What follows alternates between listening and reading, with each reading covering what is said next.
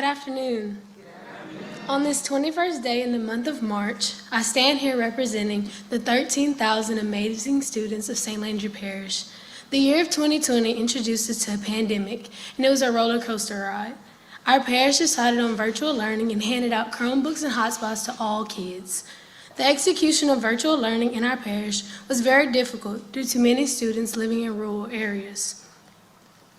When they decided to put us on virtual, we were repeatedly kicked out of our virtual platform, Google Meet, when our internet connection failed because many students could not even log in. This caused the process of virtual learning to be 10 times more difficult. Due to the repeated connectivity problems, virtual learning failed after just 1 month. In addition, I'm also a dancer for 13 years. During the pandemic, our studio attempted to have virtual dance classes, but that also failed due to the fail of connectivity. Bringing better and affordable internet to the parish would benefit students greatly and help to ensure that all people have access to broadband capabilities. The presence of our Madam Vice President here today brings our area closer to our ultimate goal of reliable and affordable internet to all. On behalf of the students of St. Landry Parish, we thank you for this resource. Ladies and gentlemen, Madam Vice President Kamala Harris.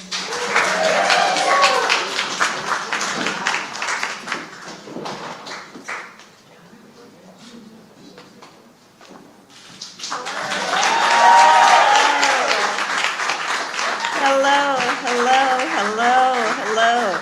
And it is good afternoon. Please have a seat. It's so good to be with. I see so many friends here. It's so good to be back in Louisiana. Thank you all. Thank you. And Josie, thank you for that introduction. She and I were speaking backstage. I have to tell you, I just love it when we see and have our young leaders participate, because they are what it's all about. And I see many of our young leaders in the room today. So this is a good day. And I do know that our future is bright when I see this incredible talent. So let me say this. This is an issue that Josie actually highlighted in terms of the importance of this. The governor and I, and we were all doing a tour of the library here, and talking about the significance of the passage of time, right? The significance of the passage of time. So when you think about it, there is great significance to the passage of time in terms of what we need to do to lay these wires, what we need to do to create these jobs. And there is such great significance to the passage of time when we think about a day in the life of our children and what that means to the future of our nation, depending on whether or not they have the resources they need to achieve their God-given talent. So today, I'm so happy to be with all of you. We are joined by the Deputy Secretary of our Department of Commerce, Don Graves, Congressman Troy Carter, both of whom traveled with me here aboard Air Force Two. I want to congratulate and thank them for their hard and good work. We are also joined, of course, by the Governor. Where are you, Governor? He's here. There you are, of course you are. Isn't that so like you? Just in the room always, but not requiring much in terms of acknowledgement. But I will tell you, Louisiana, you are very fortunate to have Governor Edwards in a role of leadership. I will tell you that. He and I were talking, and the governor, along with the mayors, met me at the tarmac when I arrived, and I was sharing with him not only best wishes from President Joe Biden, but even after the election and before we were sworn in, we would do Zoom calls, and then we started doing them throughout the beginning of our administration and continuing to this day, but with governors from various states around the country. And Governor Edwards was always front and center as a leader among leaders, talking about the needs of the people of Louisiana, but also being a national voice around the needs of folks, be they in rural or urban communities, be they facing the challenges of the climate crisis, or the challenge that we have in terms of making sure that everyone has an ability to live a quality of life. That means ability to afford the cost of living. So, Governor, it's great to be with you this afternoon, and thank you. You've been a great president, a great partner to the president and me as we move forward. A great president of your state. And always fighting for the people of this district. And I also want to thank the Louisiana congressional delegation for warming us to the state. I was with Senator Bill Cassidy last week. I know he's unable to be here today, but I'll tell you, we were together at the White House when I swore in another native Louisiana, Shalonda Young. And so Ms. Young is now the director of the White House Office of Management and Budget and a member of the President's Cabinet. And I want to thank, in Louisiana, I want to thank Senator Cassidy for his help to secure Director Young's confirmation and his help to pass the bipartisan infrastructure law.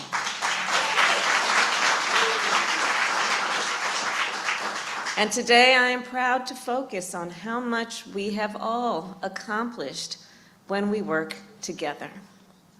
So President Biden and I, well, we've been working day in and day out to build an economy that works for working people.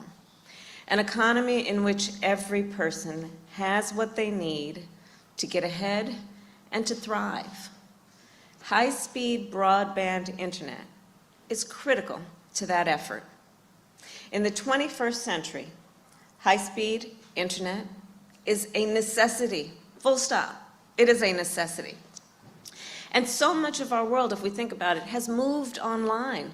Throughout the pandemic, people depended on high-speed internet like never before. Business owners used the internet to sell their goods. Parents used the internet to buy their groceries. Seniors used the internet to see their doctor. Young people to attend virtual classes, all without ever leaving home. So for many of us, for so many of us, the internet has been and continues to be essential for us to perform our everyday needs. It is an integrated part of our daily lives. And yet, by one estimate, more than 42 million people in our country do not have high-speed internet. Far too many of our fellow Americans simply cannot afford the cost of a high-speed internet plan. And too many others do not even have access to such a plan. Consider most of the households in our nation that have high-speed internet receive it through fiber optic cables. However, there are millions of homes around our nation, most of which are in rural areas, that are not connected by fiber optic cables.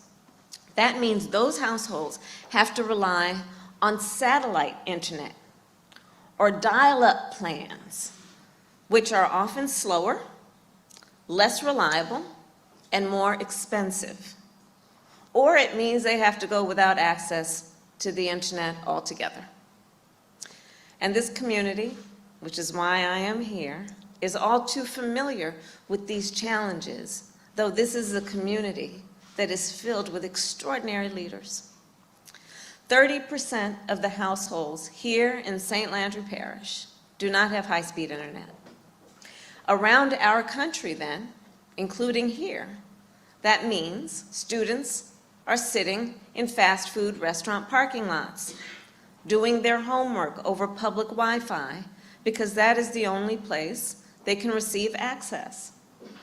It means seniors are seeing doctors and medical professionals during their telemedicine visits in local public libraries. Now just imagine what that means. That you're sitting there talking with your medical health professional surrounded by people, and what that might do to impede your ability to share your concerns in a way that you feel safe. Or, if you know that's the only way you can get access, how that might deter you even trying to connect. And it means that so many people are shut off from economic opportunity. Just think about how having access to high-speed internet enables workers to take on remote work jobs. It allows companies to find talent wherever it might be. It opens up new markets to small businesses and allows entrepreneurs to collaborate and to create. As I said, in the 21st century, high-speed internet is a necessity. And so our administration is taking action. Last month, our administration announced we are distributing $277 million in grants to connect 13 communities from across our nation with high-speed internet. Communities in Maine, in Kentucky, Washington, Georgia, Texas, and here in Louisiana. In this community, we will invest nearly $30 million to connect more than 22,000 households to the fiber optic network.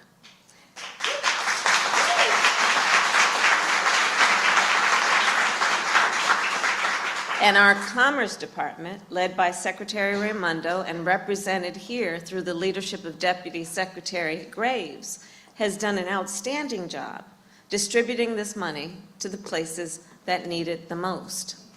And this is just a down payment. Every household in America should be able to access and afford, I separate those 2 points, access and afford, because you need both.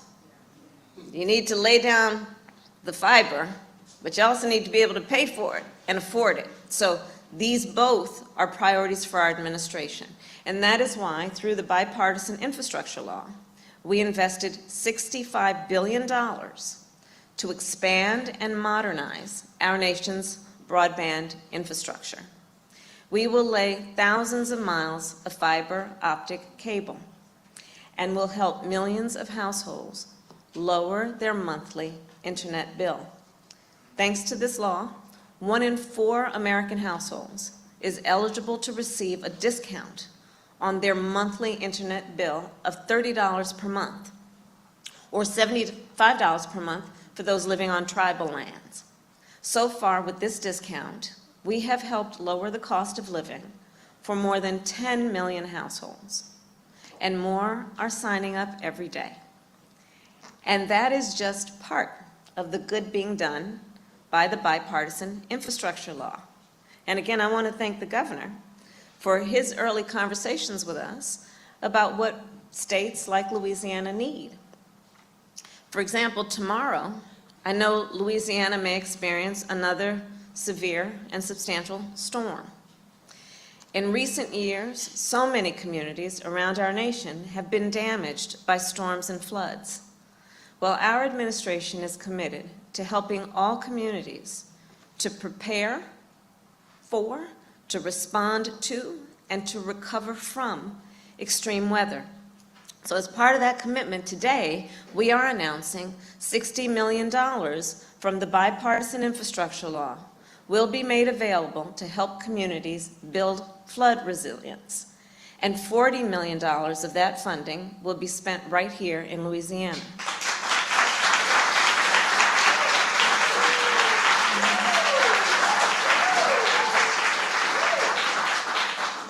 And we're clear, I see your enthusiasm about it because you're living here and you know, right? Resilience, this is about helping homeowners, this is about helping residents, it's about knowing something's going to come, and let's build up in a way that we can mitigate, so we can minimize, so we can lessen the harm that we know happens every time if we don't build up that resilience. But, you know, we want to build up the resilience, but then the states need the support to do that. And think about it, it's not only about the resilience for the families and the individuals, it's about the jobs that we're going to create to do that work. So the investments in high-speed internet that we celebrate today, along with what we will continue to do to expand our work around things like climate resilience with the bipartisan infrastructure law, will have a transformative impact on communities across our country. On the issue of internet, think about it. When we connect families and workers, students and small business owners, patients and health professionals, including mental health professionals, with high-speed internet, we connect folks to opportunity. We connect folks with the ability to improve their lives, to fight back against feelings and actual reality of being isolated, and instead to allow people to be connected with each other and with the services that they need. And think about the opportunity then. It includes all of that, which is about community and communication and connection, but also the opportunity to work and learn remotely, to see a doctor online, to buy groceries through an app, to deposit a check without having to visit the bank. In short, the opportunity to live healthier, happier, and more prosperous lives.